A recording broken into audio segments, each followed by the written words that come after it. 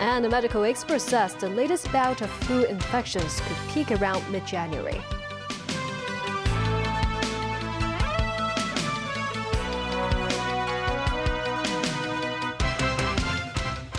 Travelers flying to or from the UK faced disruption Saturday as thick fog and low visibility restricted air traffic on one of the year's busiest weekends. London's Gatwick Airport warned that some flights may be delayed throughout Saturday, apologizing for the inconvenience. This as late Friday flights were delayed by up to 3 hours because of poor weather conditions, and most short-haul flights to Europe were delayed Saturday morning. Heathrow Airport, one of Europe's busiest, advised passengers to check with their airlines regarding potential delays. Back locally, a respiratory expert said the latest bout of influenza cases in the city is expected to peak around mid-January. But according to Dr. David Hui, we are unlikely to see a comeback of a COVID-19-driven outbreak, at least in the near term. Speaking to TVB News, Dr. David Hui, Chair Professor of Respiratory Medicine at the Chinese University of Hong Kong, said the speed of jump in the COVID-19 caseload is not as fast as that in influenza infections in recent weeks. So the city will likely be spared from the twin onslaught of both the flu and COVID-19 in the near term. However, with a large number of residents traveling abroad over the Christmas holidays and the outbreaks of H1N1 influenza in popular destinations including Japan, the mainland, Singapore and Taiwan, flu infections will likely increase. And the Department of Health has recently halved the 9.21% baseline positivity threshold for flu. That lower threshold means it's easier to reach an outbreak. By January, we will see more and more influenza cases. As to how long it will last, well, in general, once you have an outbreak, usually it takes about 4 to 6 weeks to go to the peak, and then another 6 to 8 weeks to come down. Dr. Hui noted the number of people donning a mask has gone down from around 50% last year to less than 20%. If you have not received the vaccination, the only way you can protect yourself is to wear a mask, especially in crowded areas and on public transport. And the bright side, he noted, is that the city's flu inoculation rate has increased by 5%. Still, he calls for more vaccination, especially among high-risk groups who can suffer from more complications and a higher mortality rate from flu.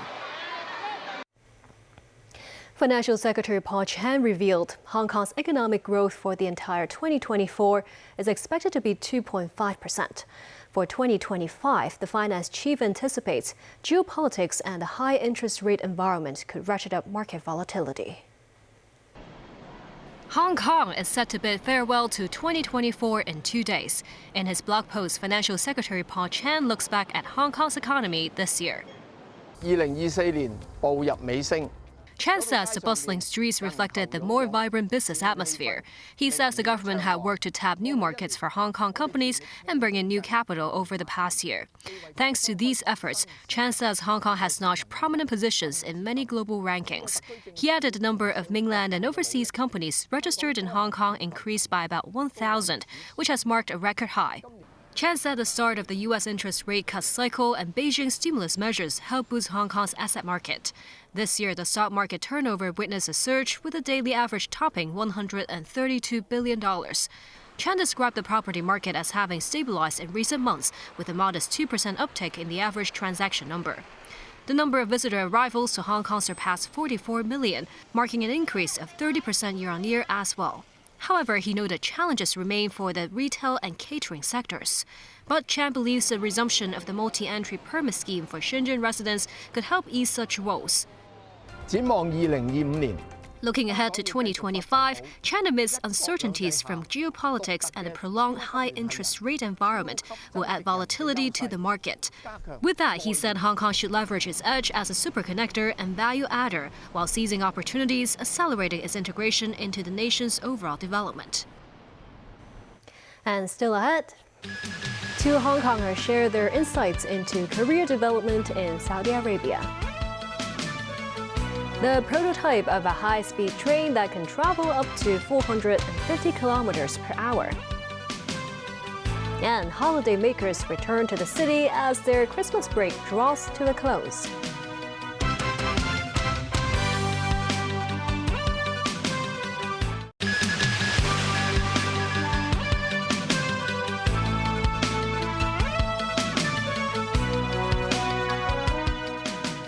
Welcome back. The Hong Kong SAR government has expressed hopes of deepening economic and trade ties with Saudi Arabia. TVB spoke to some Hong Kongers who settled there to gain insight into the kingdom's development. Danny Zhou reports. Mathematician Tony Chan was one of the first Hong Kongers to come to Saudi Arabia for career development. After being the head of the Hong Kong University of Science and Technology for nearly a decade, Chan took up his position as president of King Abdullah University of Science and Technology in 2018 and stepped down this September after 6 years of service. Chan hopes his experiences could help fellow Hong Kongers gain a better understanding of Saudi Arabia's local customs. People still have many misconceptions about Saudis, he said, pointing out the kingdom has seen drastic changes in women's rights, mega projects, as well as its relations with China and the US. Chan noted the Saudis set ambitious visions and implemented them with devised plans. And this is something Hong Kong can learn from. Miss Pan, who came to Saudi Arabia 4 years ago, is working in private jet service training. She said the pace of work and local culture have been the hardest aspects of Saudi life to adapt to. Pan said the conflict-avoiding culture in the Middle East puts her emotional intelligence to the test. She stressed caution has to be taken against uttering negative remarks. Pan said this job not only taught her to respect different cultures, but also granted her opportunities to see political and business heavyweights, including the Saudi royal family, through which she could get a taste of local hosting etiquette. Pan said her guests pay a great deal of attention to details. Their thorps are always snow white and smartly ironed. In Chief Executive John Lee's policy address, he encouraged taxi drivers in the city to provide service information in the Arabic language to cater to Middle Eastern visitors. Chen and Pan both consider the key to gaining customers lies in enhancing communication and understanding between the two sides. They suggested Hong Kong taxi drivers learn some basic Arabic phrases such as greetings or thanks for mutual respect, as many Saudi drivers are able to say a few words in Chinese. Danny Zhou, TVB News. South Korean President Yoon Suk-yeol has failed to respond to a third request to appear before an anti-corruption inquest. Yoon is being investigated by the country's anti-corruption body for his December 3rd declaration of martial law. Yoon's actions prompted chaos in the country, with the National Assembly blocking martial law within 6 hours of his declaration. The president was eventually impeached, and his fate is now in the hands of the Constitutional Court. Yoon has vowed to fight his impeachment. He was supposed to appear at 10 a.m. today at the office of the anti-corruption body in Gwacheong. The body said Yoon has yet to submit any documents and is also refusing to receive a summons. China unveils its first next-generation amphibious assault ship, which can launch fighter jets. The Type 076 warship named Sichuan was independently developed by China, hailed as a key asset for advancing the Navy's transformation and long-range operational capabilities. The ship features a full-load displacement of over 40,000 tons, a twin-island superstructure, and a full-length flight deck. Notably, it adopts an electromagnetic catapult system, allowing the vessel to carry fixed-wing aircraft, along with helicopters and amphibious equipment. Also unveiled today was a prototype of the CR-450 bullet train. Boasting a maximum speed of 450 kilometers an hour, it is tipped to become the world's fastest commercial train when it begins operations next year. The bullet train made its debut in Beijing today. China Railway said the train can cut travel time between Beijing and Shanghai from the current 4 hours to around 2.5 hours. The Immigration Department expects the number of cross-border travelers to peak today as the Christmas holidays draw to a close. Authorities estimate that some 626,000 people will enter the city throughout the day. And up to 4 p.m. today, 259,000 people, including almost 150,000 local residents, enter the city. Timothy Lee tells us more. Scenes of the airport packed with returning travelers could be found throughout this afternoon, many of them consisting of families bearing gifts from their trips abroad. Over the course of the Christmas holidays, a total of 2.1 million Hong Kongers departed from the city between Christmas Eve and Saturday. 90% of them have already returned to the SAR. Those traveling outside of the city have also increased by 15% compared with last year, with the majority choosing the mainland as their destination. Meanwhile, scores of Hong Kongers who traveled up north could be seen returning to the city via high-speed rail at the West Kowloon station today. Surprisingly, it was not that crowded. I mean, it's pretty packed, but it also didn't take that long, maybe 5 minutes. I think that it's a little bit crowded, but I think it's pretty efficient. I personally think that it only took 20 minutes. It wasn't that long, so I think it's very reasonable, especially considering it was the holidays over and everyone's coming back to Hong Kong.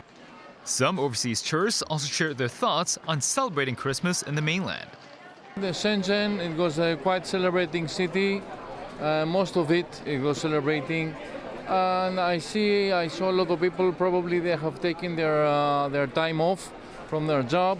You can find, through the differences, you can find some common things from our civilizations. As you can see behind me, large crowds continue to make their way back to Hong Kong as of the late afternoon. Many of those here today emphasize how convenient the entire return procedure was from the mainland to Hong Kong. Timothy Lee, TVB News. Another fatal industrial incident in Hong Kong. A worker was killed after being struck by a glass wall, which fell off a construction site atop the West Kowloon high-speed rail station. It happened at around 4 p.m. yesterday. The 53-year-old victim and his colleagues were tasked to lower the 1.2-ton curtain glass wall to the ground. The strap that was supposed to secure the glass wall suddenly snapped, causing the wall to crash onto the victim. The development project is undertaken by Sun Hung Kai Properties. It said the deceased worked for a subcontractor at the site, and all the work there has ceased to allow for a review of all safety measures. Authorities are looking into the cause of the incident. A woman has gone missing while hiking on Ma On Shan. Authorities continue search and rescue efforts around Ma On Shan Country Park. Police received a report at around 1:30 p.m. about the missing woman, who was said to have fallen off a hillside and gone missing. The smart motorway pilot scheme was launched at the road section of Tin Cow Bridge southbound today. The system could use artificial intelligence to detect traffic accidents and efficiently divert vehicles. The smart system would notify motorists about lane changes through various message signs. This, as the plan was earlier submitted to the Legislative Council, with some lawmakers describing the measure as the most cost-effective method to divert traffic flow. And that's the news. Thank you for watching.